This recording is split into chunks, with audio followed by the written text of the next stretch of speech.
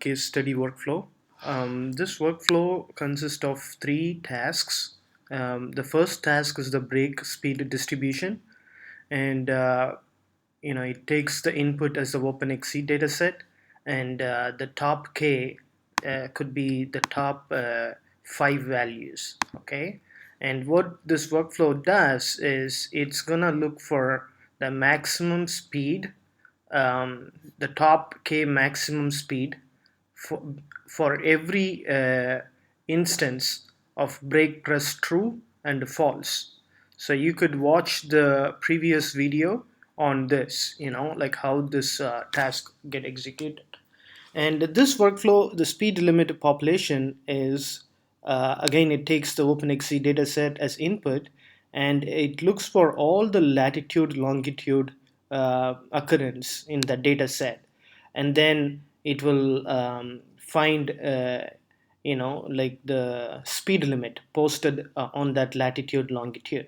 And we use Google Places internally to find the road type. Based on the latitude, longitude, we convert it into. So what we do is we take the latitude, longitude, and then we convert it into an address. Okay, and then we feed this address to Google Places API, and this API will tell the road type, which could be a highway or a local road, let's say. So then, based on the road type, we predefine the speed limit. So if it is a highway, we define it as 65, and if it is a local road, we define it as 40. So this workflow is going to produce that result. For all latitude, longitude combination, it's gonna generate the speed limit, okay? And then it is sent as an input to this driver risk population. So what this does is it looks for each instance of the brake press. This workflow computes the top K maximum speed. So it will look if that maximum speed is when the maximum speed was captured, when that particular vehicle speed was captured, what was the timestamp? Okay, so it will go and look for, let's see. So for example, the brake speed distribution outputs the following result. Okay, let's say. So the result would be 1, which is the car ID, and the duration the car was driven without pressing the brake. So which could be, let's say, I don't know, 2000 milliseconds. Okay, and then the top K max speed, right? The max speed would be like 60, 70. Okay, 80, let's say, and 100, 110. Okay, so then what, for each speed we know the timestamp, right? We know the timestamp for each speed when this signal was generated. So we will look for, we are looking for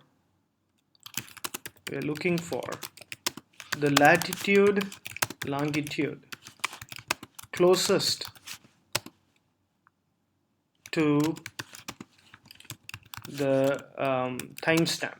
Okay, closest to the timestamp when this vehicle speed was generated.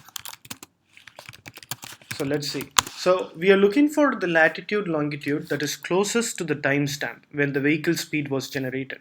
So in other words, like we are looking for where the driver was, right? When this speed, when he, let's say this instance, right? It's over speed, so it's above 65. So where was the driver? Like closest to this latitude, longitude, right? So where was the driver? So based on that, we could find from this workflow, this workflow generated the speed limit. So we could compare that with the speed limit generated by this workflow. Okay, so let's run this workflow, and we can see how this gets executed. Okay,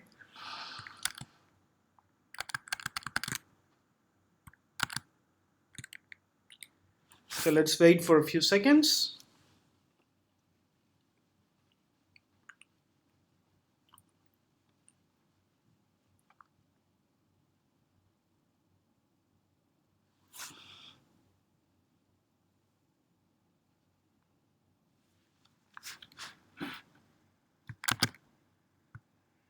We can see that it's computing the closest latitude longitude.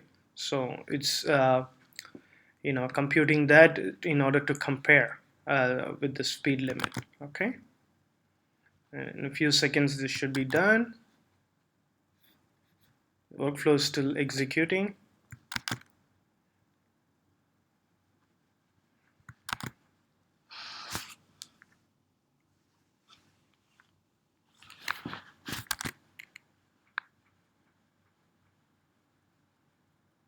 So I'm checking the workflow execution in Eclipse, but at the same time, once this execution is completed, right now it's completed.